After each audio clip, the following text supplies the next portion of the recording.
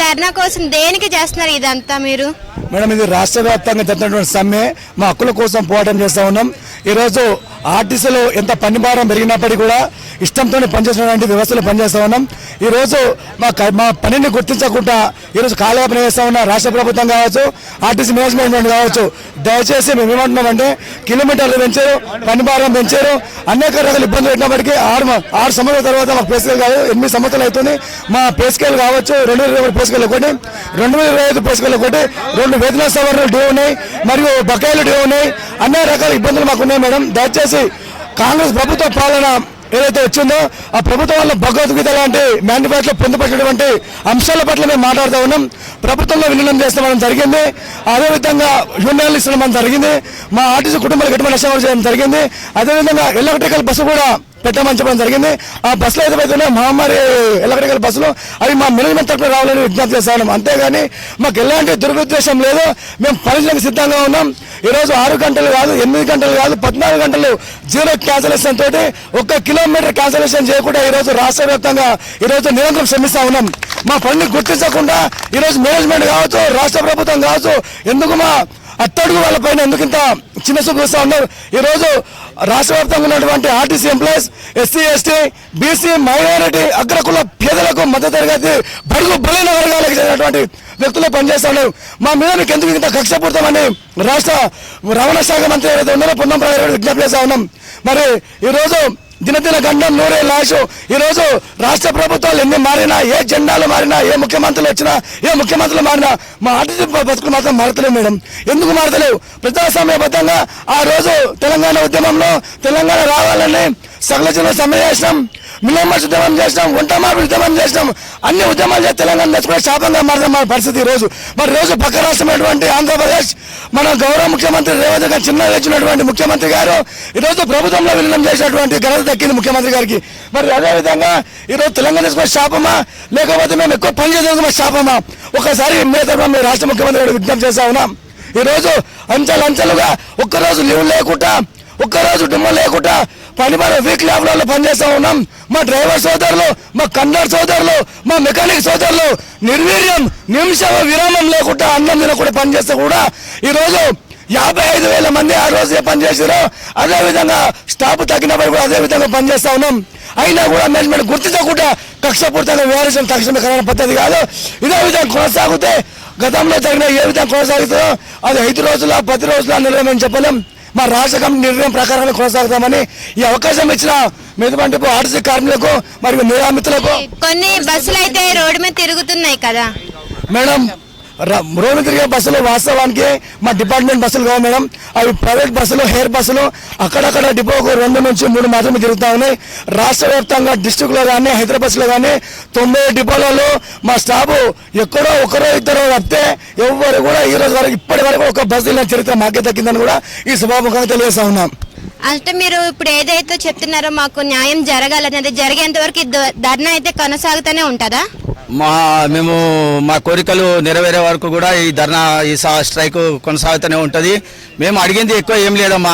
Congress party మేనిఫెస్టోలో పెట్టిన ప్రభుత్వంలో విలీనం చేస్తాం ఆర్టీసీని, అదేవిధంగా యూనియన్ల పునరుద్ధరణ, అదేవిధంగా మీకు రావాల్సిన వేతన బకాయిలు ఇవన్నీ ఇస్తామని కాంగ్రెస్ పార్టీ తన మేనిఫెస్టోలో పెట్టడం జరిగింది. ఎలక్షన్లకు ముందట చెప్పడం జరిగింది కాంగ్రెస్ నాయకులందరూ. అదే మేము డిమాండ్ చేస్తున్నాము, మాకు నెరవేర్చండి, మీరు చెప్పిన మాటలే మాకు నెరవేర్చండి అని అంటున్నాం. అంటే మీరు సడన్ గా ఈ ధర్నా చేపట్టడానికి కారణం ఏంటి? ముందుగానే గవర్నమెంట్ కి విజ్ఞప్తి చేయలేదా మీకు ఏదైతే?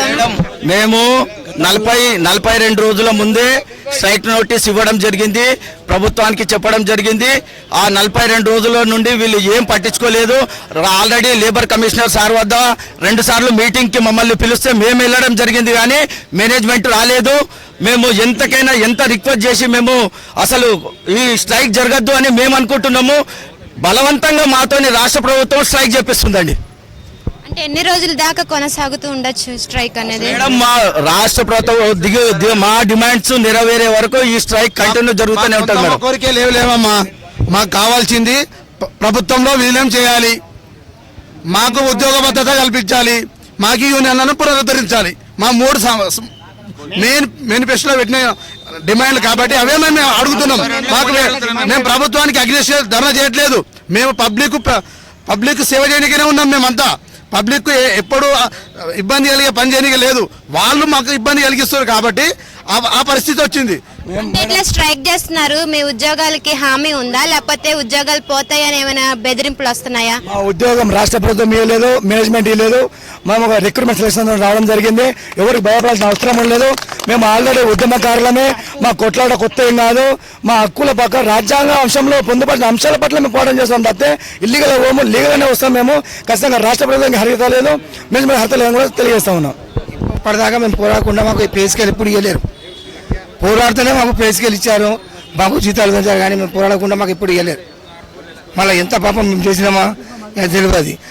మేనిఫెస్టోలో మహాలక్ష్మిలకు ఫ్రీ చేశారు, అదే మేనిఫెస్టోలో మాకు రుణం చేస్తామన్నారు గవర్నమెంట్లో, కానీ చేయలేకపోయినారు. అయితే వీళ్ళు బోర్డు మెంబర్ మేడం, వాళ్ళని అడగండి అసలు ఆర్టీసీ కార్మికులకు ఏమేమి చేస్తారు. ప్రతి రాష్ట్ర వ్యాప్తంగా ఉన్న 90 డిపోలో 2 బోర్డు మెంబర్లు చేసి మేడం మేనేజ్మెంట్ డిసైడ్ చేసింది.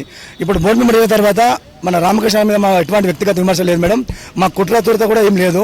వాళ్ళు వచ్చిన తర్వాత మన డిఎం గారి ఆధ్వర్యంలో 13, 14 కాదు 35 పైచీలకు మంది రిమూవ్లు సస్పెండ్ అవుతా ఉన్నారు. ఎందుకు అవుతా ఉన్నారు ఆ సమస్య అడగడానికి మాకు అవకాశం లేదు. ఇక్కడ బోర్డు మెంబర్ వాళ్ళని అడిగి తెలుసుకోండి మేము ఒకసారి. స్టార్ మీడియాకు తమకు నమస్కారము.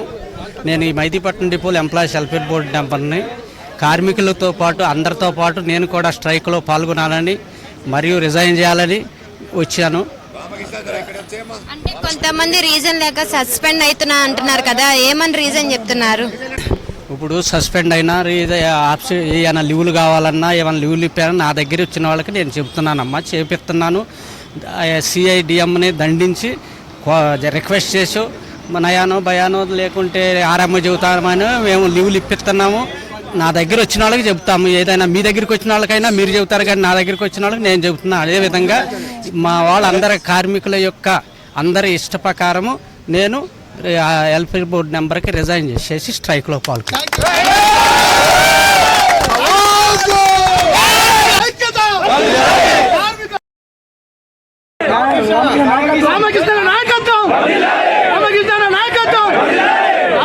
తీసుకున్న నిర్ణయానికి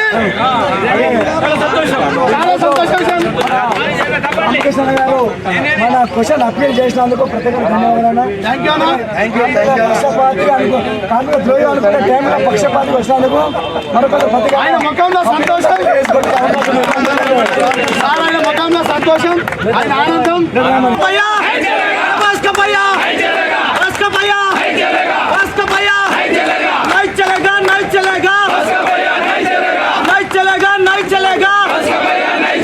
కార్మికుల ఐక్యత, కార్మికుల ఐక్యత.